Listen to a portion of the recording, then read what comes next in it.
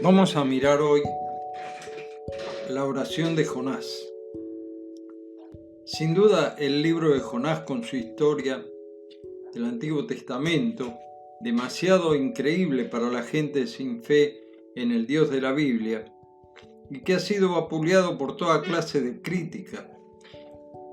Para el Señor Jesucristo era totalmente cierto a tal punto que lo usó como una figura de lo que iba a ser su muerte y su resurrección.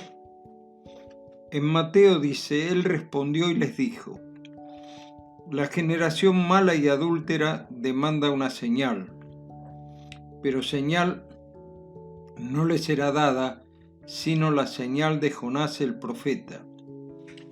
Porque como estuvo Jonás en el vientre del gran pez 3 días y 3 noches, así estará el Hijo del Hombre en el corazón de la tierra 3 días y 3 noches.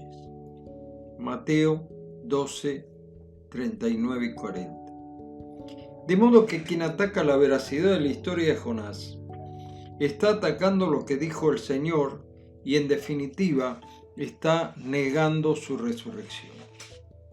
En realidad, los historiadores dicen que Nínive era una de las ciudades importantes de la época, con una población aproximadamente de 600.000 habitantes. Para que nos demos una idea, Bahía Blanca tiene 300.000 aproximadamente. Calculen la dimensión que tendría, ya que no había edificios horizontales de altura, así que era una ciudad de muchos kilómetros de extensión. Los historiadores hablan de 40 kilómetros de lado, de longitud. La tarea que le quedaba era muy difícil. Ahora bien, he leído en alguna oportunidad de un hombre, en la época que se pescaba casi manualmente en alta mar, que fue tragado y luego casi inmediato rescatado con vida, pero su piel fue marcada por los ácidos internos del animal. Lo de Jonás fue visto por los marineros. Ellos fueron testigos de su muerte y resurrección, entre comillas. Esto se había expandido rápidamente por los medios de aquella época, así que su fama le precedió seguramente, y durante su viaje de aproximadamente 1.200 kilómetros, la historia se le había adelantado. Así que esto fue un motivo más para impresionar con su mensaje, su presencia, a la gente del lugar, quienes desde sus gobernantes hasta los ciudadanos comunes lo estuvieron escuchando. Si no se arrepienten dentro de 40 días, Nínive será destruida. Todo esto, Jonás, su historia, su mensaje, la historia del Dios de Israel, hizo que esta gente en realidad se arrepintiera. Y desde el rey hasta el último del pueblo clamaron a Dios durante esos 40 días, y esa generación se salvó. En realidad es interesante ver que los marineros fueron obedientes a Dios, porque lo arrojaron a Jonás, sabiendo que era profeta y que le hablaba la palabra de Dios. Los ciudadanos de Nínive y sus gobernantes fueron obedientes. Ayunaron, se arrepintieron, creyeron a Dios, pero el único que fue desobediente y hasta lo último fue Jonás. Huyó primero, fue de mala gana a Nínive, proclamó el mensaje y finalmente el profeta más exitoso, porque logró su cometido, produjo un avivamiento espiritual que no se volvió a repetir en la historia de esa ciudad, hasta el día de hoy. Él termina enfadado con Dios y de pronto su relación con él queda abruptamente cortada. Leer los últimos versículos nos muestra la tragedia de un hombre que se queja delante de Dios de la falta de contemplación de Dios para su comodidad. Se había secado la calabacera. En cambio, no salta de alegría por el éxito de su obra. Una generación de ninivitas, incluidos 120.000 niños que aún no distinguían su mano derecha de la izquierda, fueron protegidos y salvados del juicio.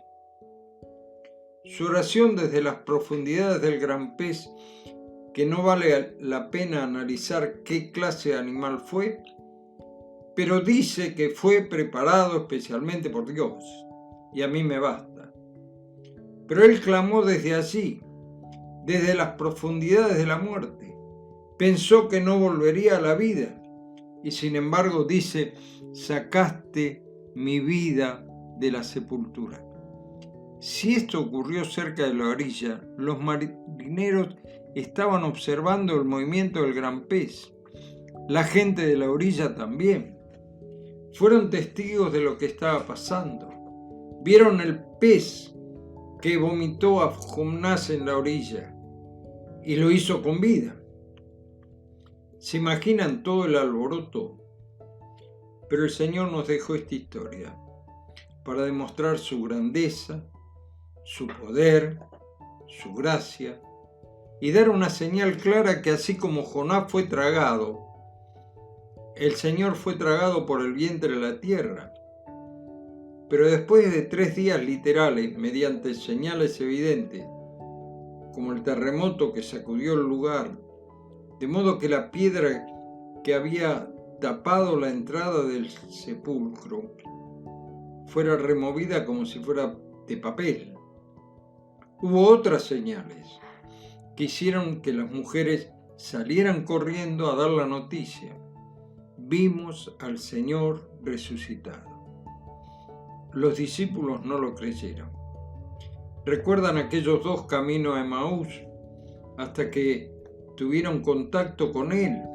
Pasaron 3 días y 3 noches completos, como en el caso de Jonás. Y Él se presentó a muchos. En una oportunidad, a más de 500 personas. Ver en 1 Corintios capítulo 15. Cristo ha resucitado. Él vive. Debemos proclamar esta verdad al mundo sin dudarlo. El mensaje de Jonás tiene actualidad porque el que se arrepiente será salvo. Les recuerdo esta escritura. Por lo cual, teniendo nosotros este ministerio según la misericordia que hemos recibido, no desmayamos. Antes bien, renunciamos a lo oculto y vergonzoso, no andando con astucia, ni adulterando la palabra de Dios, sino por la manifestación de la verdad, recomendamos a toda conciencia humana delante de Dios. 2 Corintios capítulo 4, verso 1 y 2. Que el Señor nos bendiga. Será hasta mañana, si Dios quiere.